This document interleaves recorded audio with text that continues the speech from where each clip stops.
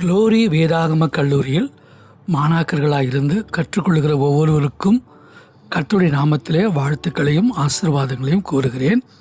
திரியேக தேவனுடைய அனுக்கிரகமும் ஆசீர்வாதமும் உங்கள் சிரசில் மேல் நிறைவாய் தங்கியிருப்பதாக ஏலோகிம் என்ற நாமத்திலே உங்களை வாழ்த்துகிறேன்.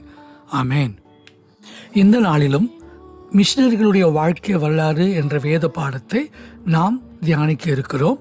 இதற்கு ஆதாரமாக மத்தேயு எழுதுகிற நற்செய்தி நூல் 28ஆம் அதிகாரம் வசனம் 19-20 ரெண்டையும் நான் வாசிக்கிறேன். கவனமாய் கேளுங்கள்.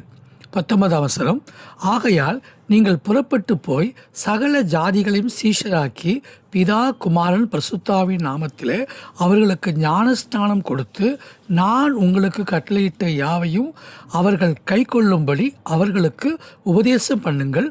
இதோ உலகத்தின் முடிவு பரியந்தும் சகல நாட்களிலும் நான் உங்களோடு கூட இருக்கிறேன் என்றார்.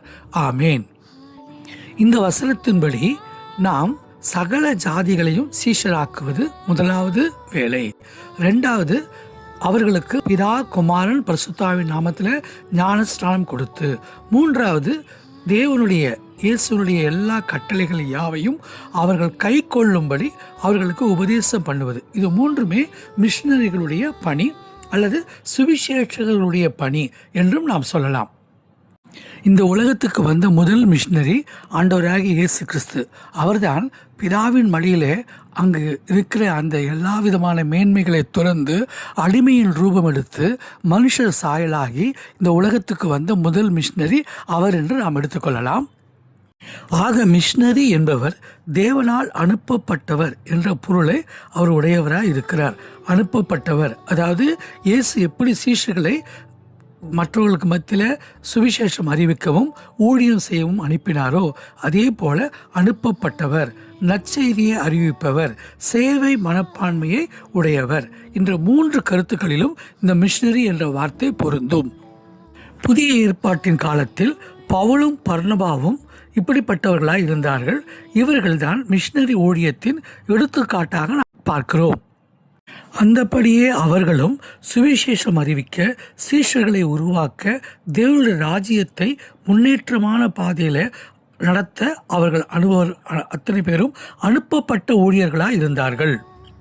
ஆக ஒருவர் மிஷனரி ஊழியத்துக்குள் வருகிறார் என்றால் அவருக்கு முதலாவது தேவன் பேரில் அளவற்ற தேவ அன்பும் சேவை செய்கிற மனப்பான்மையும் இருக்க வேண்டும்.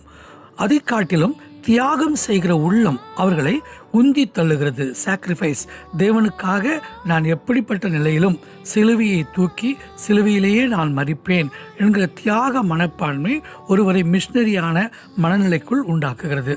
மட்டுமல்ல, அவருக்குள்ளே நம்பிக்கை மற்றும் தைரியம், ஃபெய்த் அண்ட் கரேஜ். எவ்வளவு நேரம் எத்தனை போராட்டங்கள் வந்தாலும் நான் கர்த்தருக்காக நான் கலப்பையின் மேல் கை வைத்திருக்கிற, பின்னிட்டு திரும்பி பார்க்க மாட்டேன். எந்த விதமான சோதனைகளும் வேதனைகளும் கிறிஸ்துவின் அன்பிலிருந்து என்னை பிரிக்க முடியாது என்கிற அந்த உறுதியான தன்மை தான் ஊழியக்காரர்களாய் அவர்களை மிஷனரிகளாய் மாற்றுகிறது. தேவனுடைய அழைப்புக்கு கீழ்ப்படிந்து வந்த பவுலும் பர்னபாவும் முதல் மிஷனரி ஊழியம் என்று நாம் அப்போஸ்தலர் நடபடிகள் 13ஆம் அதிகாரத்தில் பார்க்குறோம். அதில் என்ன சொல்கிறாருன்னா, ஆவியானவர் இவர்களை பிரித்து விடுங்கள் அப்படின்னு சொன்ன உடனே ரெண்டு பேரும் வெவ்வேறு டைரக்ஷனில் பிரிந்துன்னா பிரிவினையின் ஆவி அல்ல, பல திசைகளிலும் பிரிந்து போய் அவர்கள் கர்த்தருடைய ராஜ்யத்தின் சுவிசேஷத்தின் பணியை செய்தார்கள். அதில் என்ன ஒன்று, பரிசுத்தாவினர் சொன்ன அழைப்பை கேட்ட உடனே அந்த கீழ்ப்படிந்தார்கள் என்ற பாடம் நமக்கு ரொம்ப டேக்அவே. நம்ம அதை அப்படியே கற்றுக்கொண்டு நம்மளை ஏற்றுக்கொள்ள செய்கிறது. எல்லாத்துக்கும் மேலே எவ்வளோ கலாச்சாரங்கள் மாறி இருந்தாலும் கிறிஸ்துவை மாற்றாமல் மிஷனரிகள் என்ன பண்ணாங்கன்னா, அந்த உள்ளூர் மக்களுடைய மொழி, ஆடை, உணவு பழக்கங்கள் அதெல்லாம் பின்பற்றி இவர்கள் அவர்களைப் போலவே மாறி அவர்களுக்காக கிறிஸ்துவின் அன்பை அவங்க பிரதிபலித்தாங்க. அவங்க சொல்லுவாங்க, எல்லாருக்கும் எல்லாமும் ஆனேன். இதுதான் ஒரு மிஷனரியோட அடிப்படை கொள்கையாக இருக்க வேண்டும். 1 கொரிந்தியர் 9ஆம் அதிகாரம் 22ஆம் வசனம், எல்லாருக்கும் எல்லாமாகவே நான் ஆகினேன் என்ற பவுலின் அனுபவம் தான் நமக்கு அடிப்படை கொள்கை. அதுதான் மிஷனரி வாழ்க்கையின் அடிப்படை தாரக மந்திரம். இறுதியாக ஒரு மிஷனருடைய வாழ்க்கை சாட்சி தான், லைஃப் டெஸ்டிமனி தான் அவங்க செய்கிற முதல் ஊழியம். அவங்க அன்பான சேவையினால் கிறிஸ்துவை பிரதிபலிக்க தொடங்கிட்டாலே, சாட்சியாக வாழ்ந்துட்டாலே, அவங்க நற்கிரிகைகள் மூலமாகவே பரலோகத்தில் இருக்கிற பிதாவோட நாமம் மகிமைப்பட தொடங்கிடும். முதல் ஊழியம், ஒரு மனுஷன் கர்த்தருக்காக எவ்வளவு சாட்சியாக வாழ்கிறானோ அந்த சாட்சி தான் மிஷனரிகளுடைய ஆழமான அஸ்திபாரம். அதுதான் ஜனங்களை கவர்ந்து இழுத்து கொண்டு வரும். எனவே சாட்சியின் ஊழியம் செஞ்சாலே அது மிஷனரிகளுடைய மிகப்பெரிய ஆசீர்வாதத்துக்கு அடிப்படையாக இருக்கும். ஆண்டவராகிய இயேசு கிறிஸ்து என்ன சொன்னார்? வருத்தப்பட்டு பாரம் சுமக்கிறவர்களே என்னிடத்தில் வாருங்கள். அப்போ கர்த்தராகிய இயேசுக்கிட்ட ஒருத்தங்க வந்துட்டு அவர்கிட்ட கற்றுக்கொள்ளுங்கள். வந்தது முக்கியம் இல்லை, இயேசு கிறிஸ்துகிட்ட தாழ்மையும் மனத்தாழ்மையும் அந்த எல்லாவற்றையும் நம்ம கற்றுக்கொண்டு இளைப்பாறுதலை பெற்றுக்கொண்ட உடனே 2வது ஸ்டெப் முடிஞ்சிருச்சு. 3வது, நீங்கள் புறப்பட்டு போங்கள். ஏன்னா இயேசு சொல்கிறாரு, எனக்கு வானத்திலும் பூமியிலும் சகல அதிகாரங்கள் கொடுக்கப்பட்டிருக்குது.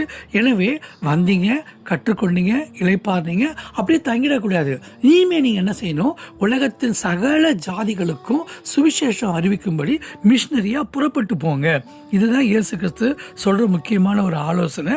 அதில் என்னென்னா, தேவனுடைய அதிகாரத்தை நம்பி நம்ம போகணும். நம்முடைய முயற்சியிலையோ நம்முடைய அறிவை நம்பியோ நம்ம எங்கேயும் புறப்பட்டு போகக்கூடாது.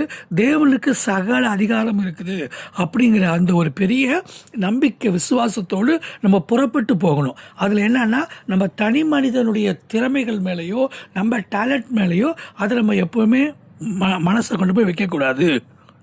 மிஷனரியாக புறப்பட்டு போகிறப்ப இடம் மாறுது, குடும்பங்களை கொண்டு போகணும். எப்படி ஆபிரகாம் போகுமிடம் என்னதென்று அறியாமல் புறப்பட்டு போனாரோ அது ஒரு கடினமான சவால் தான். ஆனால் கர்த்தருடைய அதிகாரத்தை நம்பிட்டீங்க, அதுக்கு பிறகு நீங்கள் போக சொன்னார், எனவே நீங்கள் கீழ்ப்படிஞ்சு போகிறீங்க. அப்படி போகும்போது கர்த்தர் உங்களுக்கு எல்லா விதமான கிருபைகளையும் தாளந்துகளையும் கொடுப்பார். கீழ்ப்படுதல்னா சகல விதங்களிலும் கர்த்தர் உங்களுக்காக கிரியை செய்யும்படி நடத்துவார். நீங்கள் வசனத்தை பேசுகிறப்ப அது அற்புதங்களாலும் அடையாளங்களாலும் உறுதிப்படுத்தி கொடுக்கிறவர் ஆண்டவராக இயேசு. கர்த்தர் நிச்சயமாக நீங்கள் பேசுகிற வசனங்களை உங்கள் மூலமாக உங்கள் பிரசங்கத்தை கர்த்தர் ஜனங்களுக்கு மத்தியில் நிறைவேற்றி காட்டுவார். அவர்களை நம்ம எப்படியாவது சீஷர்களாக மாற்றணும்னா குறிப்பிட்ட கொஞ்ச காலம் அவர்களோடு இருந்து எப்படி ஜெபம் பண்ணுவது, தேவனோடு எப்படி பேசுவது, அவரோடு எப்படி உறவாடுவதுங்கிறத அந்த புது மக்களுக்கு நம்ம கற்றுக் கொடுக்கணும். அதுக்கு பிறகு வேத வசனங்களை அவர்களை வாசிக்க உற்சாகப்படுத்தி வேத வசனங்களுக்குள்ளே அவர்களை நடத்தணும். அதுக்கு பிறகு வேதத்தினுடைய கட்டளைகள் கற்பனைகளை சொல்லிக் கொடுக்கும்போது ஆட்டோமேட்டிக்காக அவங்க மனசு மட்டும் மாறாதுப்பா, அவங்க மனசாட்சியே மாறும். வெறும் மனம் மாறினா திரும்ப ஒரு நாள் மனம் 4 பக்கமும் மாறும். அது எப்பவும் மனம் மாறிக்கிட்டே இருப்பாங்க. மனம் திரும்புகள்னா ஒரு நாள் கர்த்தருக்காக திரும்பிட்டா கடைசி வரைக்கும் திரும்பவே கூடாது. அப்போனா அவங்க மனசாட்சியில் அவங்க சுத்தமாக மாற்றுவது தான், மனசாட்சியில் கிளியராக நான் ஒரு இயேசுவின் பிள்ளை என்று ஒரு சீஷராக உருவாக்கப்படுவது தான் முக்கியமான மிஷினரியோட வேலை. அதை நீங்கள் செய்யும்போது கண்டிப்பாக கர்த்தர் உங்களை கனமுள்ள மிஷினரியாக பயன்படுத்துவார்.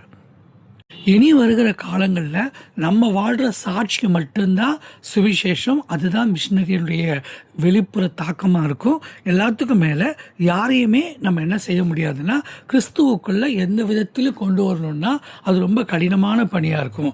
எனவே நம்ம தனிப்பட்ட சாட்சி ரொம்ப முக்கியம். எல்லாத்துக்கும் மேலே அவர்களை கிறிஸ்துவுக்குள்ளே நம்ம அந்த பர்சனல் இவாஞ்சலிசம் தனிப்பட்ட முறையில் தான் ஒவ்வொரு ஆட்களையும் நம்ம சுவிசேஷம் சொல்லி மாற்றுவது மிக முக்கியமான ஒரு கொள்கையாக இருக்கும்னு நான் நம்புகிறேன். கிறிஸ்துவின் அன்பு உங்களையும் ஒரு உத்தம மிஷினரியா, நல்ல ஒரு சுவிசேஷங்கனா, ஒரு மிஷினரியா உங்களையும் கிறிஸ்துவின் அன்பு நெருக்கி ஏவுனா நீங்களும் முழங்கால் படியிட்டு கர்த்தருடைய சமூகத்தில் உங்களை அர்ப்பணிங்க. கர்த்தர் உங்களை அர்ப்பணிப்பை நிச்சயமாக கனப்படுத்துவார், ஆசீர்வதிப்பார்.